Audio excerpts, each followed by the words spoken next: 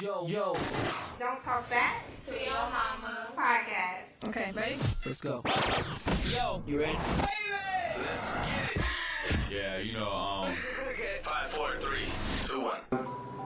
Welcome back to Don't Talk Back to Your Mama podcast, where we discuss our views on being an entrepreneur family. I'm Latanya. I'm Amari. And I'm Tiara.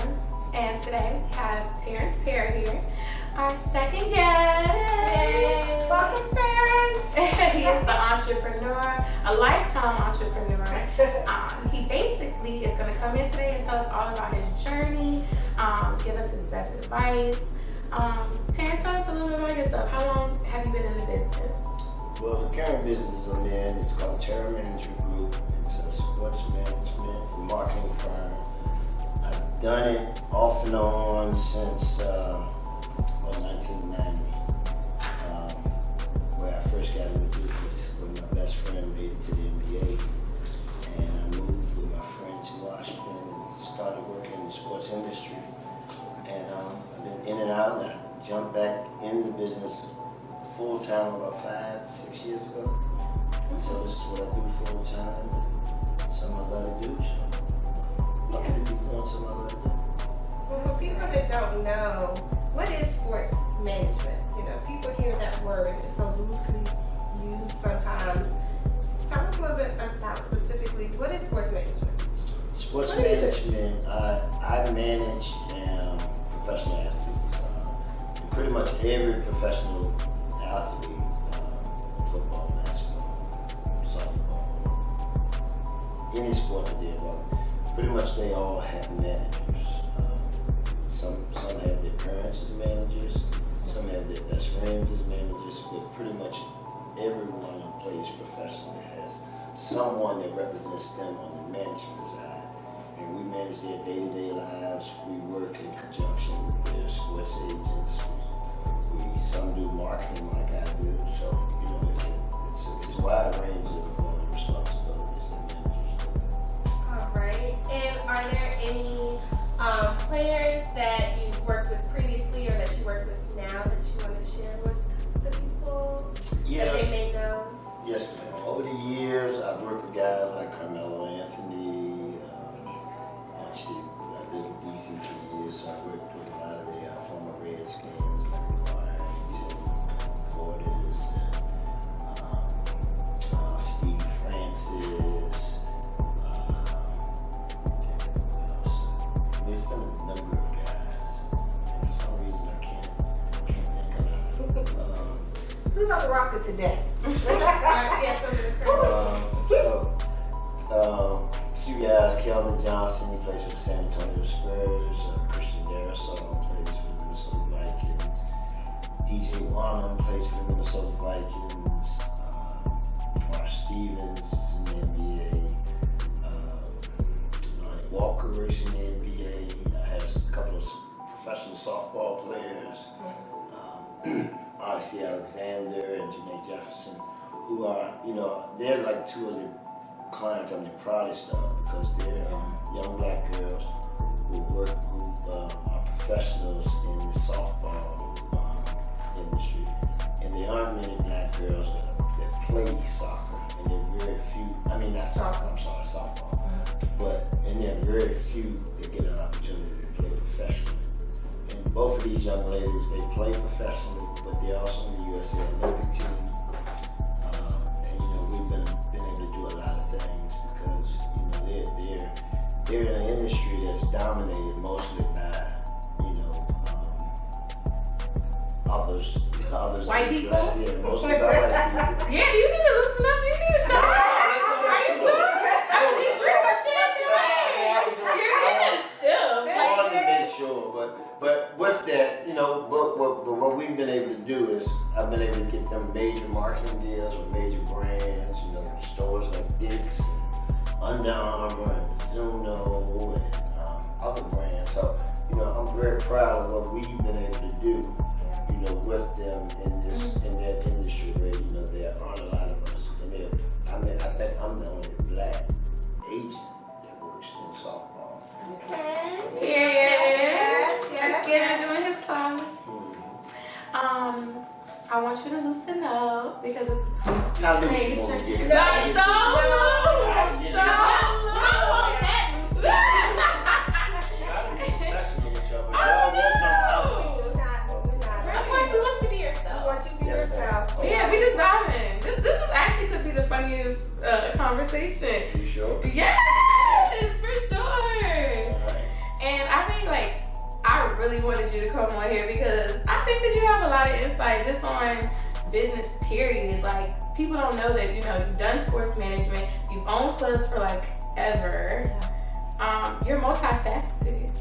Like, you know, you're degreed up. Oh, Yeah. This is a graduate of NYU. Okay, NYU grad. NBCU. And VCU. Don't play with him. Don't play. Yeah. What do you think people, you know, when I first met you, that was the last thing. Well, I don't think anybody even mentioned to me, you know, how intelligent you really are. And really just your background and leading up to all the things that you've done. And what do you think is people's misconception of you? I guess that's just something I never really talked about because I didn't feel it was necessary. You know, the people who needed to know. You know, because once I graduated, I worked on Wall Street. I thought I was going to be this big-time investment banker. Right. When I was young, I read a book about Reginald Lewis, who was the first black billionaire. And I said, I'm going to follow in Reginald Lewis's footprints.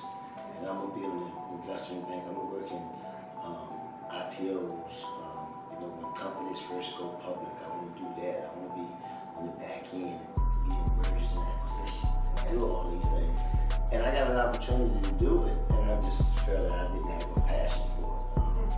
I was able, very, very young, I owned my first nightclub outright, just owned it by myself when I was 22 years old. So is that why you left the stock market so you could go? Because it was No, no, boring. no. Because of the fun in it, because that wasn't glamorous for No, you. now, Tell the truth. well, the way it happened, I owned my nightclub first, and then How old were you? 22. Okay. And then when I went up in NYU to go to business school, there was a singer from Richmond named D'Angelo, and I went to high school with both of his brothers. And one of his brothers was up in Ivy League School, Columbia. He was in school at the time, so me and him was hanging out in New York. And I got the opportunity to hang out with D'Angelo too.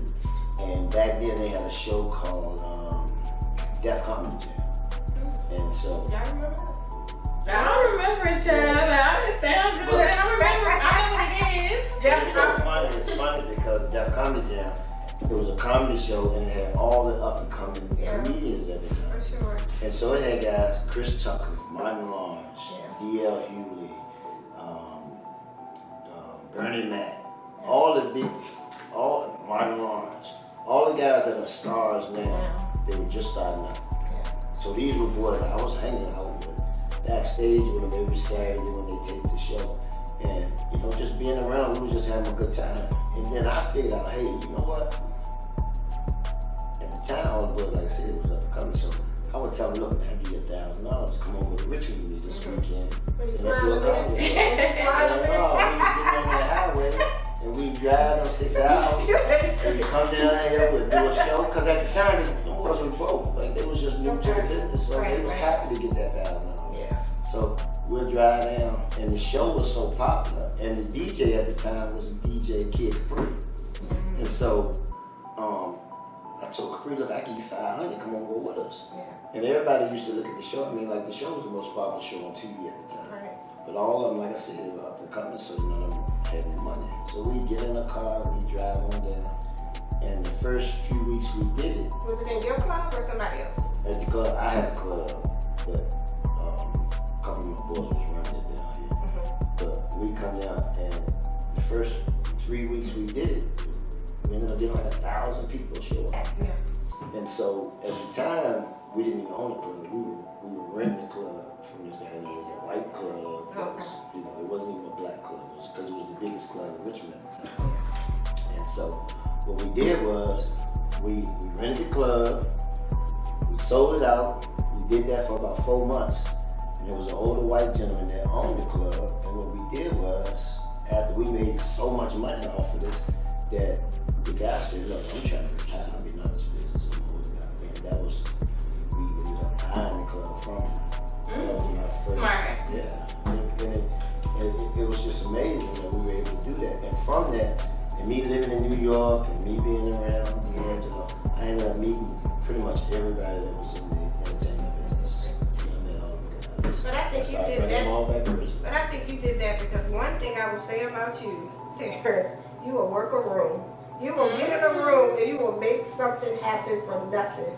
And I'm pretty sure that had to play a huge role because everybody couldn't do that. For sure. Just because you get the opportunity to be in a circle with these guys, everybody can't take that and, take that and turn it into, what they call now a bag. Most people will fumble those opportunities because they don't have the skill sets. They don't have the people skills. We talk about that a lot, about how you got to be able to be that person with the mouthpiece to, be able to bring them in.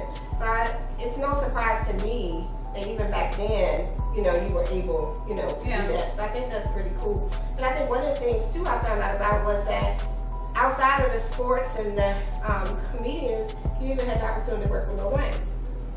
Talk a little bit about that.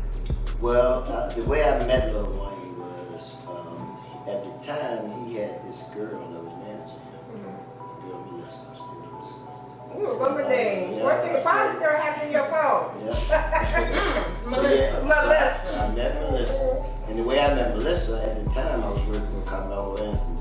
Okay. And we all went to something they call in New York called the Puerto Rican Day Parade.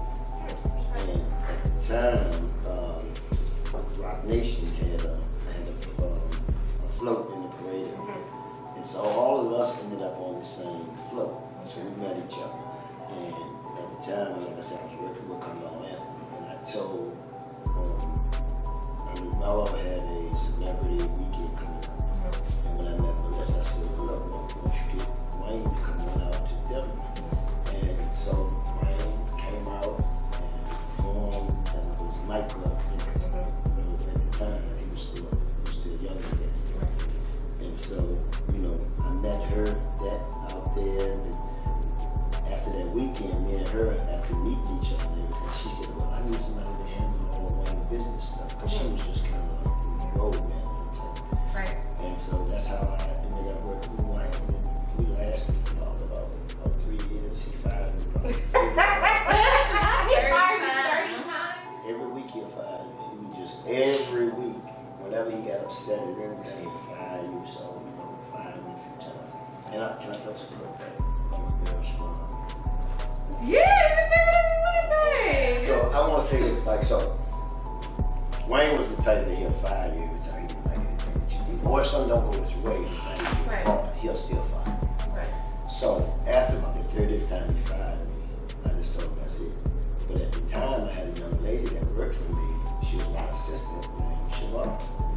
And Siobhan was working with Wayne a lot because, whenever he called, he needs someone right at his hotel, this flight, or if he missed the flight, he would call her and she would always fix it. And so, for about the 3 years that we were working with Wayne, they got close because they just talk a lot. So, after that last time, Wayne secretly called Siobhan and offered her a job. Said, Siobhan, come on, move to Miami. You can live with me. I'll find you a place to live. And then you can do everything. And then he just figured that he'd go back to me. He don't need to pay. They always do that. Yeah, they do it all the time. Yeah. But she ended up moving down there, and she ended up living there for about 12 years, working with Wayne. And, she got to know everybody in the business. So that was one thing she was just having a good time, partying and stuff. But she got to know everybody that lived in Miami for years, and she would always hook them up with me. That's one of my greatest stories. I enjoyed the fact that she was able to change her life. Yeah. Yeah. What industry do you like better? Well, definitely sports. Really? I don't like entertainment. That's not my thing. Especially You don't like turning up no more. I don't turn up at all. That's all. Because how old are you? 55. 55 years old. Jeez, 30. And it gets better as you get older. I believe That's that. one thing about it. I disagree. I went to Vegas this past weekend. I didn't go out one time. I have no interest in this. No. Yeah. I think that just comes with time. I just think that comes with maturity too as well. What would you say is some of your biggest regrets? Do you have any regrets if you look back over time? I think probably just like with Wayne and me telling Wayne that, you know, when we got to the point, I should have humbled myself and continued to work with him rather than saying, because one thing of me and I have always been, not anymore, but if it was different, we would deal with it. Just like, that's bull, you know what I mean? Like, now I deal with all my clients and everybody completely different. But when I was young, you know, just young and dumb, I guess, I lost and messed up a few relationships. Like my man Common, he was tight, they was good to me. He got a guy named Kenny Burns. Kenny still does a bunch of stuff. Kenny's the man. And those relationships behind stupid stuff, you know, we ended up, you know, losing friendships and things. That's probably 90% down might have been wrong. But now, I would never let nothing like that happen. But, you know, there's been a few of them like that. Definitely got in the way of your money. I'm sure, you know. I'm sure. Yeah, I definitely can relate to that because I know that like you were so much younger than me. Like I can't believe you were 22 when you started doing this because I think like I was 26 and I was doing dumbass shit. So it's so crazy that somebody way younger still excelled. Like Well, I think I'm not gonna say I excel. not excel, but trust me, there are people my age right now, 30, that cannot do what you did at 22. Take an opportunity and like blow it, you know what I'm saying, into a whole, you know, you had a good run. Well, the good thing about that I learned in the entertainment industry, back then they had a thing called Freak Nick. I don't know if y'all know. Freak Nick. Do you remember Freak Nick? You was there. Go ahead, girl. But back then they had this, and this was before people started moving to Atlanta. Yeah, it was Like before. it was like It Atlanta wasn't was trendy, mostly yeah, it white wasn't people. It trendy, wasn't, yeah. it wasn't like Atlanta was not trendy. It wasn't popular It at was a all. cool place. But for some reason they chose Atlanta because it was the first time I had ever been. Yeah. And that first year they had Freak Nick. Everybody Yeah. went to Freak Nick. Like anybody that had anything going on in New York, Chicago, Detroit, everybody went to Freak Nick. And that summer, me and Kenny Burns and Common, we just had like 5 parties all around Atlanta. And each one of them sold out. And it opened up doors that I got to know everybody in the entertainment industry. And it's funny that, you know, at the time you don't think about how many doors it opened up. Yeah. Like now, and why I think that I've been able to be successful in the industry, in the sports industry now, is like entertainers and athletes hang together all the time. When you go to the club, in the sections and things, you'll see entertainers.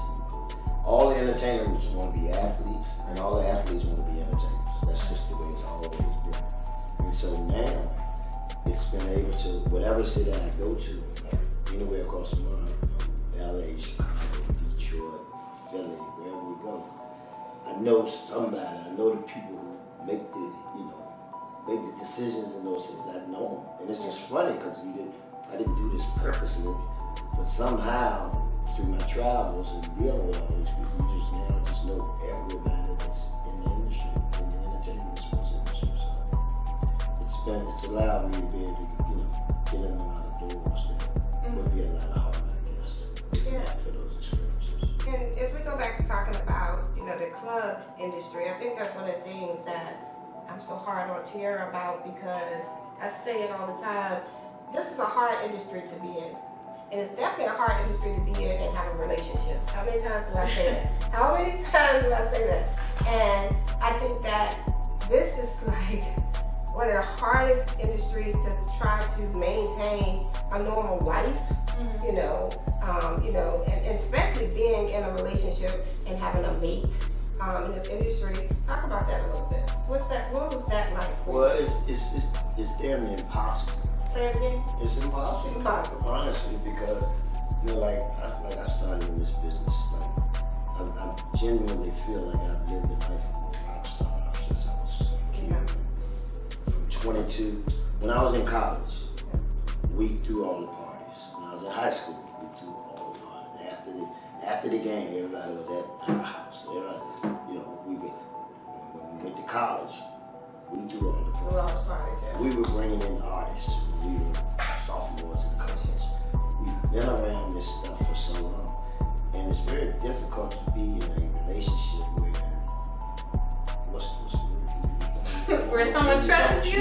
You don't In a monogamous, Oh, in a monogamous relationship. That was a long word. So if anybody in this industry is out here telling me that you're able to maintain a stable relationship, I do not believe them. That was impossible. You know? Every guy, and I ain't throwing nobody on the bus, so Yeah. I'm not gonna say anybody by name.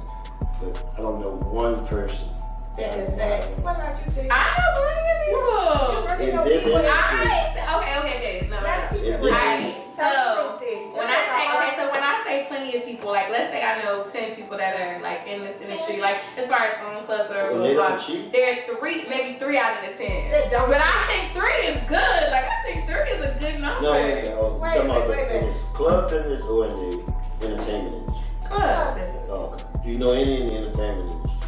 Well, we don't really No. have it. I don't know. So, you know, one thing about Richmond, and I say this all the time, is that being in this industry, and people don't, you know, go ahead, comment, like, whatever, but almost being in this industry, you're the celebrities for the city, honestly. Like, this is an industry that's so high profile, and your business is just, it's out there, because people see you all the time.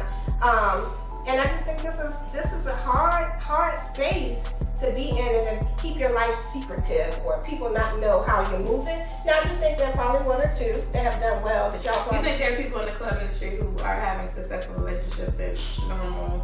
I don't know how you monogamous can. I honestly don't. But you gotta just think about people, you know, what's going on around you. First of all, there's drinking.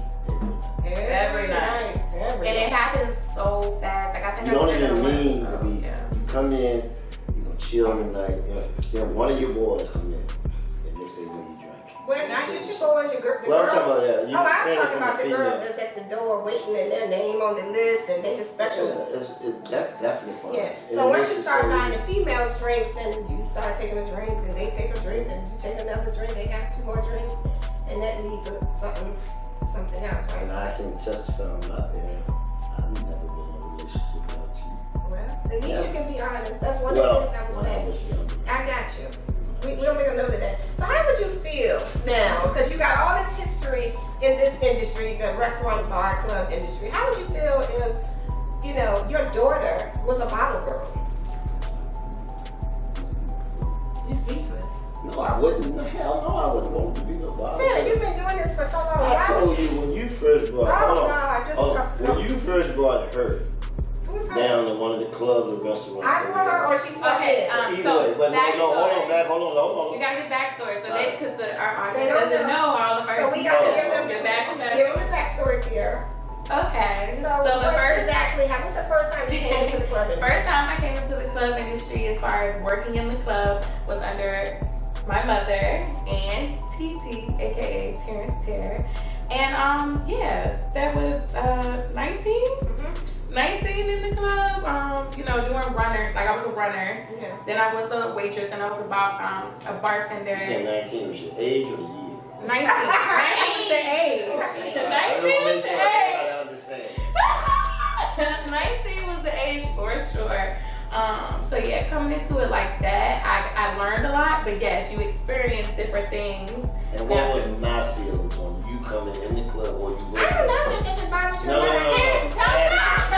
Tell the people what your feelings are. I didn't want it. I didn't want her to go. Me and your mom got in disagreements several times about it. Because I told you that I didn't feel like she was going to because I knew what it was going to lead to. So, Mom, did you want Tiara?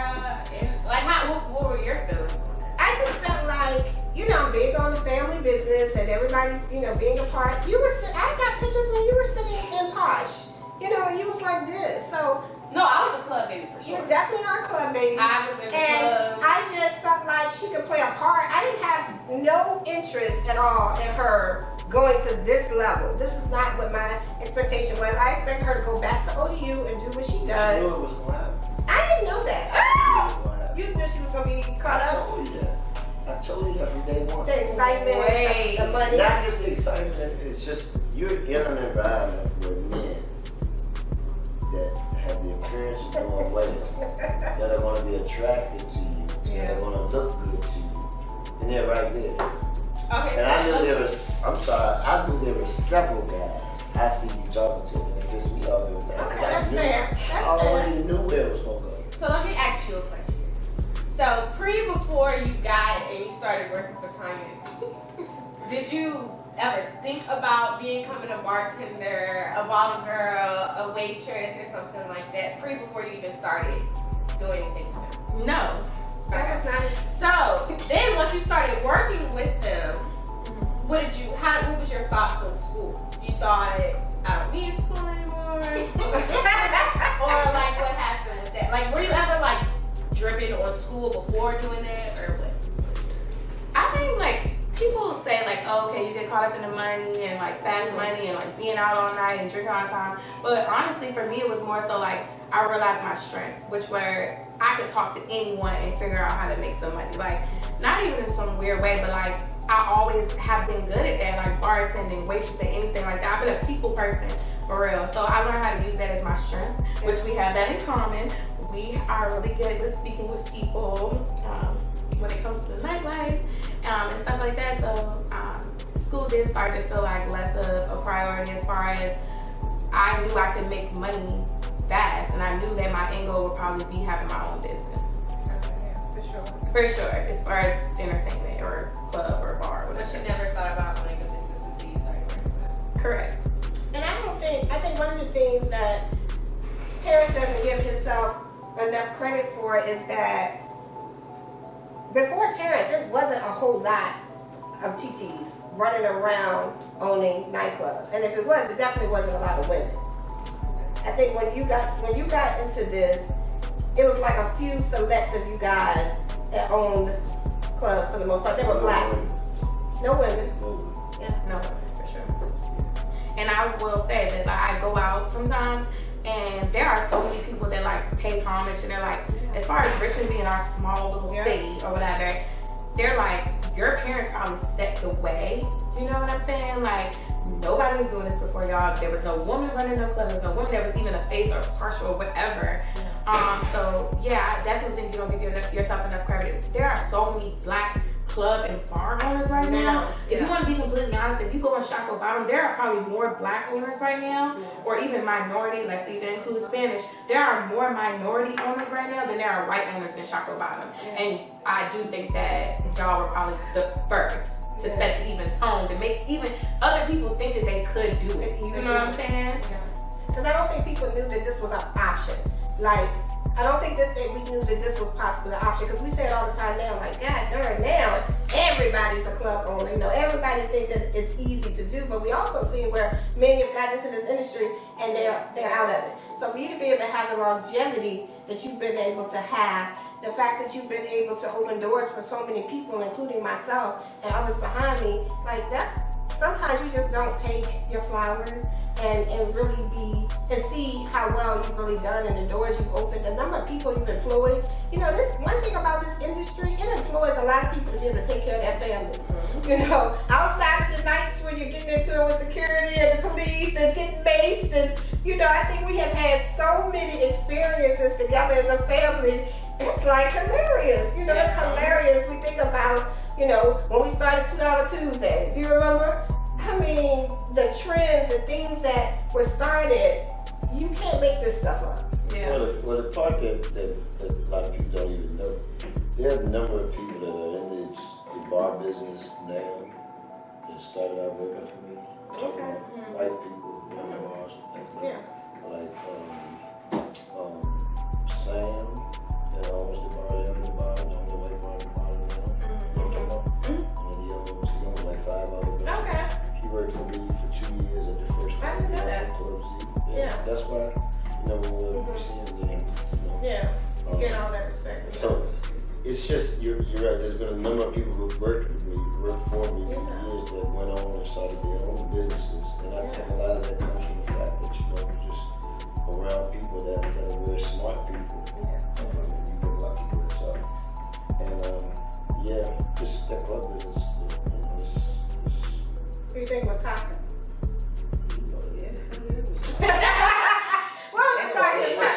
Y'all think what the realistic thing about being in a nightclub. Who are the customers in the nightclub? Drunk people. Drug dealers. Oh, drunk people. I said drunk people. The drunk people. I said drug dealers. People wives. It's just the whole thing is toxic. It's built. It's not built for a person to be successful. It's very, you know how much happens, and then things happen like you on the club, somebody come down there, they shoot somebody else because they beefing. Yeah. And these people come in to shut you down.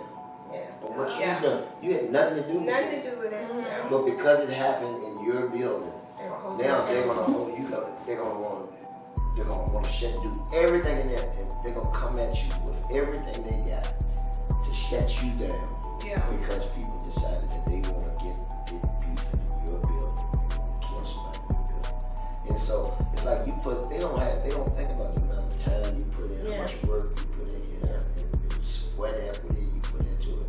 They don't even care.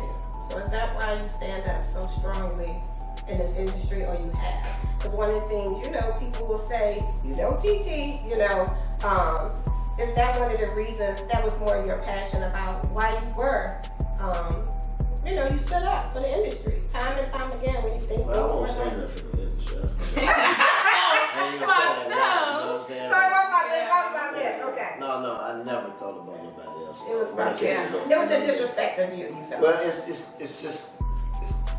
the way it goes.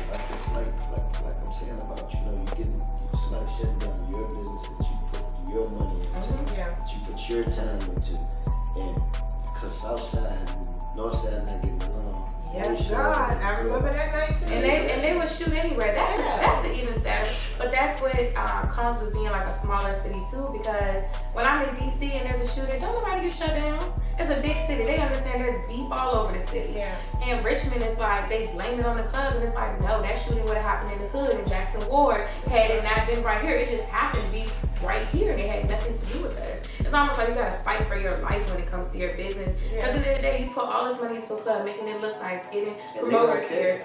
And they don't not care about your there. family. They don't care about what's gonna put you through. And we've had some nightmare experiences in the club.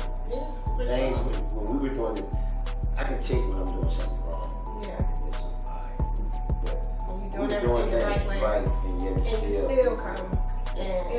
And just, That's why I would never wanted you to be involved in this business, in this industry. I wouldn't that's not what I want for you. It's a tough business. Well, she's a tough girl, so I don't think, I say the same thing, and, I tell her that, going into this, what to expect and what to come with this, but people don't know, Tia, until they get in it. You really don't know. You think, you see what. That's why you got people that love you. Yeah. That want to show you and People tell you. gotta figure it out for themselves. Yeah, and young people and I'm sure I was the same way with my mother and father. You They didn't were listen. telling me things and I didn't Yeah, you listen. didn't listen. But it's a reason why we have opinions. Yeah, absolutely. We've been there and we've seen a lot of things. But I just don't think you can change someone's course of life or their course of action. You know what I'm saying? Like at the end of the day, I do think that I love this business. Don't get it twisted. Like it has probably affected me in the worst ways, but benefited me in the best ways in so many other ways. I don't think I would have grown as much as I have if had I not did what I loved and liked to do. Same thing for me. Okay, I'm listening. All I went through was club business. It was a lot. Yeah. Eventually, you figure out something on what's going to be your next chapter. Yeah. And you can use all your experiences and all the resources and all of the relationships and everything that you have, that you learned and that you had through the years of doing this, and put yourself in something that you can then use all of that. And that way you can be refunded for all that it's cost you. Yeah. That you can get that. Because that's what's happening with me with sports. Now, all these people that used to come to my clubs for years, now their sons are playing pro football. They're playing in college. And all of them, we all know each other. And for 90% of them, we have great experiences. And now, because of the way that I treated them during those years, they trust me to take on their kids as clients. And so that way, that's kind of why I think God has given me and has put me in this situation to give back for all of that stuff that happened. A little bit about, as we're going to get ready to close out, tell us a little bit about what's going on with you in the VCU area. You now opened up your sports management business now in VCU, the Prime, and VCU is one of the top schools for sports management, or at least one, right? Tell us about what's going on there. Well, we were blessed to open an office there. And with that office, we're going to be able to use it as like a hub for sports right now. Out of the Richmond area, basically. Okay. But, we have an office out in San Antonio also. And I've been blessed to have some great clients around me, some great families, and been able to continue to build what we're doing.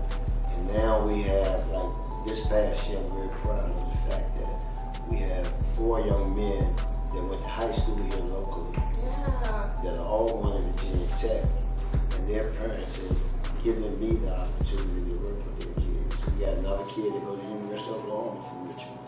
One that's at the University of North Carolina, one at the University of Georgia. And all these parents have given me the opportunity to work with their sons. And I take that very, very seriously. And I want to make sure that I don't disappoint any of them. And I take very seriously the opportunities that I have. And I want to make sure that we do the right thing by all of these people so we can continue to work and work these young athletes that are here locally. It's almost like I feel like we need a part 2. Oh, Like part I honestly think we didn't get it all out. Like I feel like we have our family here, and I still have so many more questions, and I think there's so much more information that you can give, like people who are watching. Is that okay? Can we do a part 2? Absolutely. We got a lot more stories. We did Okay. We didn't get to talk about the maze. We didn't get to talk about the drinks thrown in my face. There's a lot I didn't get to talk about today. We got some real history here and some real stories. And, people say, do you have any regrets? No, I don't have no regrets. Everything I've been through, everything I've experienced with all of you is just a part of my story. And I'm just, excited about all that we have to look forward to. But we have this section where we say, honestly? Honestly, or should we just end it out and then we can just finish the rest on the next episode? Okay. So how we closing out? So we're gonna close it out. At the end of every episode, we say, what's one thing your mama told you that you wish you would have listened to? And then we can jump into our next episode after this. What is Leave something? your mama alone. Huh? Leave your mama alone! Oh my gosh, the advice was Wow. Wow. I'm pretty sure. You were told that. What did my mama tell me that I wish I listened to? Yeah. There's so Okay. many things. Okay, give us one. Stay in college the first time I went. Stay in college. Oh, okay. And I would have definitely done it if I had the same mind frame that I have now. I definitely would have done that. Because when I first went to college, I left. I went to Norfolk State. I came back home, and I went to Virginia Union. I went to BCU. I went to school. Before I finally went to school. And got done what you needed to get done. How about you, Nora? Honestly. Honestly, one thing my mama told me that I wish I would have listened to is I'm gonna piggyback on that. Put school first. Definitely I feel like during high school, a little bit during college, that I definitely didn't put school first.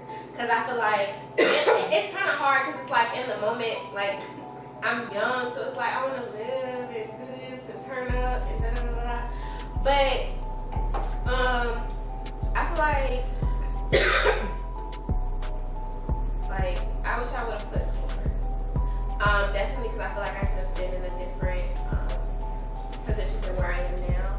Not saying that I'm in a wrong position or anything like that, but always like that. Just always something could be improved and things like that.